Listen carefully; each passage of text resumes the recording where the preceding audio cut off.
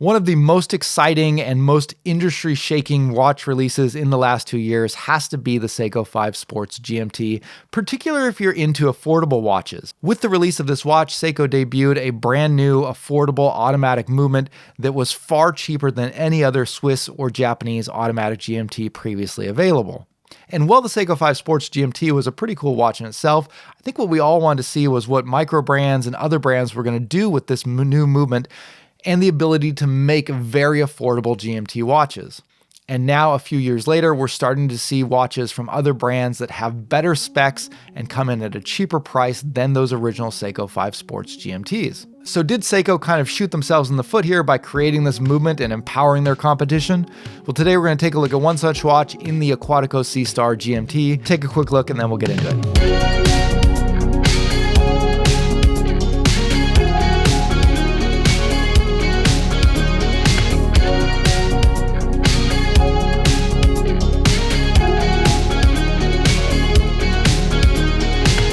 Hey guys, welcome back to Just the Watch. My name's Dave, I live in Japan, and I love to collect affordable watches. And in part because of that, I also love the Seiko NH34 automatic movement. I love GMT watches. I love being able to keep track of what time it is back in America, where a lot of my friends and family are. And I love the reliability that Seiko's automatic movements offer. And thanks to the Seiko NH34, watch manufacturers are now able to produce automatic GMT watches for pretty close to the same price that they were previously able to create just normal automatic watches. Today, we're going to be looking at one of those watches in the Aquatico Sea Star GMT. This is a fully functional GMT watch with a fourth GMT hand. It features a 24-hour bezel, allowing you to see the time in 2 time zones at once. And like the original Seiko 5 Sports GMTs, this watch is also a dive watch, but actually really a dive watch. It features a full 300 meters of water resistance, a screw-down crown. They've also thrown in a sapphire crystal and a really high-quality clasp that features tool-free micro-adjust. So a lot of extra things above and beyond the specifications that Seiko's offering.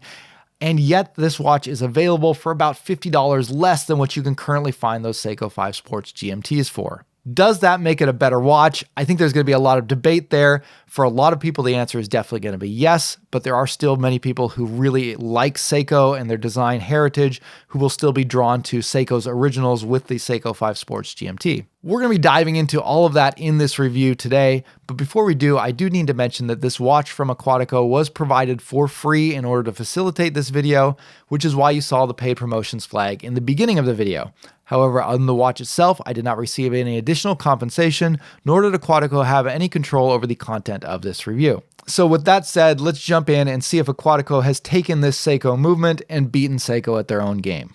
A lot of this review is predicated on the idea that this watch is an affordable alternative to the Seiko 5 Sports GMT, also known as the 5KX. So we need to start by talking about the pricing here because that can be a little bit confusing. If you go direct to Aquatico's website, they're going to quote you a price of $499, which is the full retail price of this watch.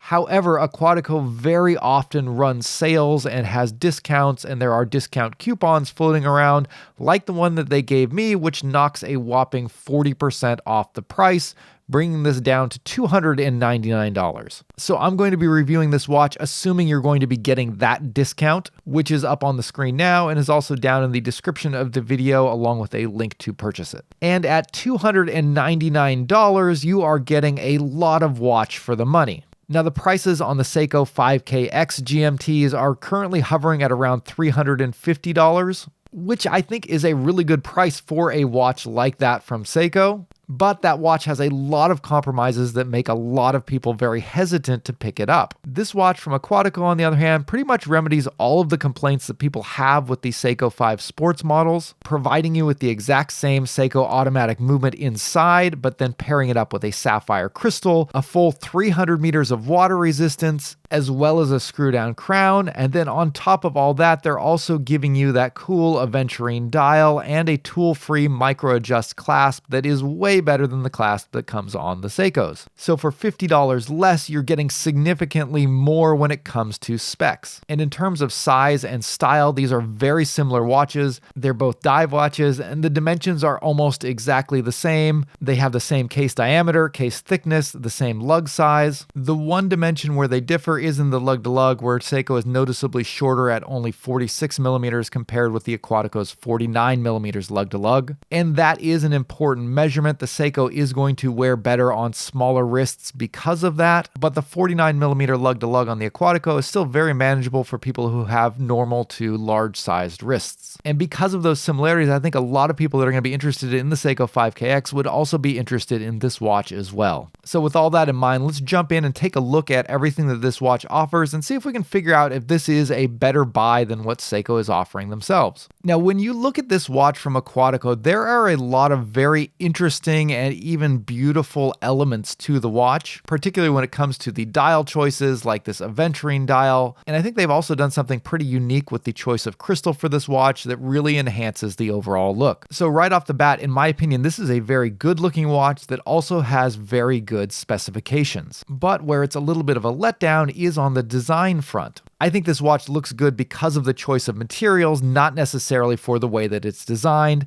The design itself is very safe. It's cool that it's not a one-to-one copy of any particular watch, but there's also nothing really original about this. It's just straight dive watch 101. So I want to focus on the materials first because I think that's where the real interest in this watch lies, both in providing a lot of value, and again, it's because of the choice of materials that this watch does have a good look to it despite having kind of a boring design. For starters, this is a very solid stainless steel watch that has 300 meters of water resistance and a screw down crown, making it a very durable, very rugged watch. Finishing on the case is somewhat simple, being fully brushed, but you are getting some polished accents on the bracelet, which does kind of add a little bit of extra interest there. And I think on the aventurine dial model in particular, you can kind of get away with that simple case finishing because the dial and the crystal and the bezel are all very eye-catching. Now, the choice of dial materials is something that I think really elevates this entire collection from Aquatico. Not only are they giving you this aventurine option, there's also a full lume dial, a carbon fiber dial, and even the more simple blue and green dial options have a very beautiful gradient on them. So all of the dial choices are really well done. But I think this aventurine dial is one of the coolest ones.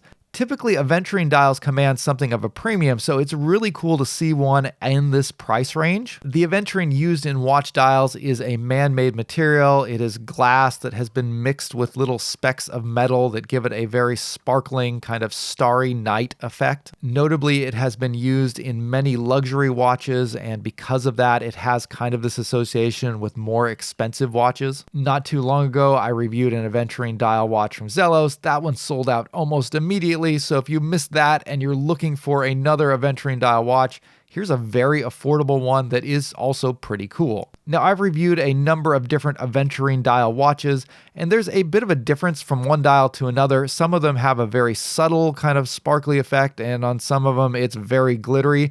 This one tends to be on the glittery side. It is a very pronounced sparkling dial. I personally would like to have seen that toned down a little bit, but if you really like that strong aventurine look, this definitely gives you that. The dial itself gives off hues of dark navy blue and purples and little specks of silver, which definitely conjures up images of deep space. And I think that effect is enhanced by the choice of crystal that they've gone with. This is a single domed sapphire crystal, but the dome is on the underside of the crystal, so the top is completely flat, and this gives a very interesting kind of distortion when you're looking down at the dial. At extreme angles, it kind of looks like there's a bubble rising up out of the watch. And to make things even more interesting, there appears to be a blue anti-reflective undercoating on the crystal, which I think pairs very well with that aventurine dial. It's really cool to see a little bit of a blue filter on the lights that are being reflected against the dial, as I think it just gives that aventurine dial even more character. You're also getting a fully lumed bicolor GMT bezel that is done in black and blue.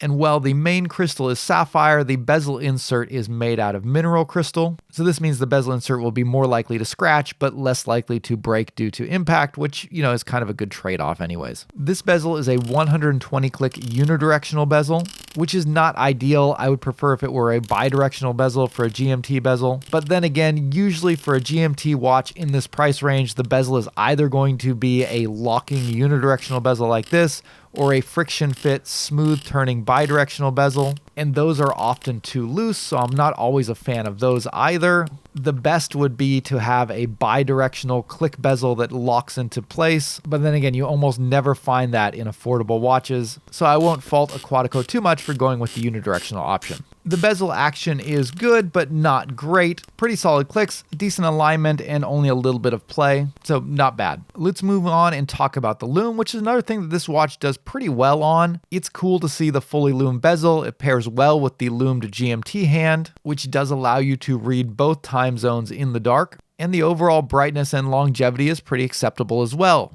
This one came through with a score of 7 on my J-score test, which is a little bit under what the average score is for most dive watches that I test, but again, not bad. However, this is the one technical area where Seiko does best this one, even on their Seiko 5 sports lines, as the 5KX came in with a score of 9 on my lume test.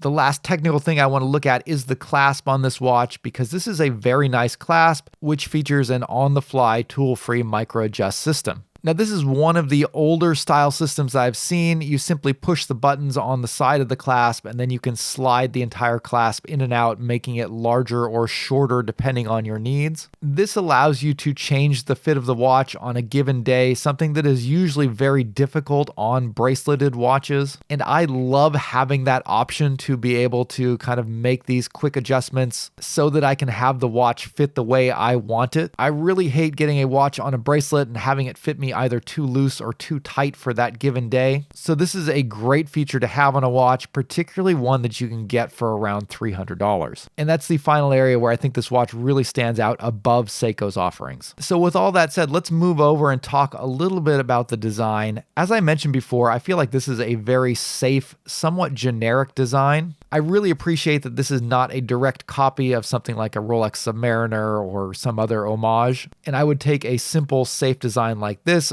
over a copy of a luxury watch any day of the week. And I do like almost all of the design choices that they did make as far as the handset and the markers. Everything is clean and legible, and again, it all does look good. There's a nice little pop of red on the GMT hand and on the tip of the second hand. So even though the design isn't particularly interesting, it's not bad by any means. With one possible exception, and unfortunately this seems to be the only aspect of the design that really jumps out at me as a kind of intentional design choice or flair that they went with here. And that's with the circular shaped date window at 4:30. To me, this is one of the most distinctive design choices that they made here. It's unusual to see dates at 4:30 on a dive watch. It's unusual to see a circular shape on a date window. The safe thing would have been to just put the date at either 3 or 6, especially since these are all pretty simple markers that could easily be truncated without really affecting the rest of the design. So this circular date at 4:30 strikes me as a very intentional design choice. And I personally don't mind it. I think it does make this design a little bit more distinctive, just having something kind of interesting and different on the design. But that's kind of a controversial thing, because I know a lot of people really don't like 4:30 dates that really kind of mess with the symmetry of a design. What is a problem to me is that the cutout is too small,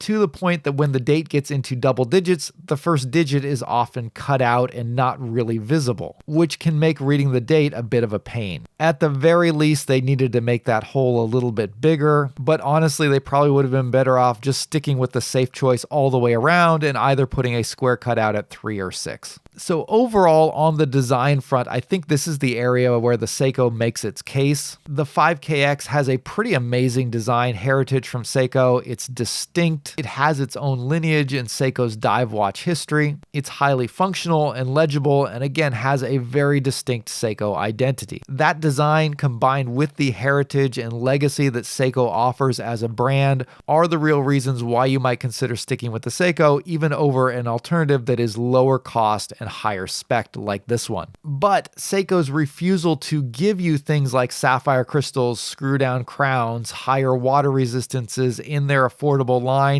are things that have turned people off to Seiko as a brand and sent them looking to alternatives like this watch. So if you prioritize value for money and specifications, this is going to be a much stronger choice than something like the Seiko 5KX. So overall, I think this watch makes a pretty strong case for itself. It is encouraging to see micro brands able to put together a watch of this quality at this price range. And like I mentioned, I especially like the different options that Aquatico is giving you here in that aventurine dial and the other very interesting dial options. Now, micro brands aren't the only ones who have taken notice of this movement. A lot of Chinese manufacturers have also been producing a lot of high quality watches that are even cheaper than what the micro brands are offering. I recently got a watch in from Sam Martin that's also incredibly impressive spec-wise, and so I'll be taking a look at that one shortly. So if you're interested in this kind of content, definitely ask you to hit the subscribe button so you can see those videos when they come out. Also, drop me a comment down below. Let me know which of the watches we looked at today you're still more drawn to. Do you go with Seiko's heritage and design, or do you go with the specifications and materials that Aquatico offers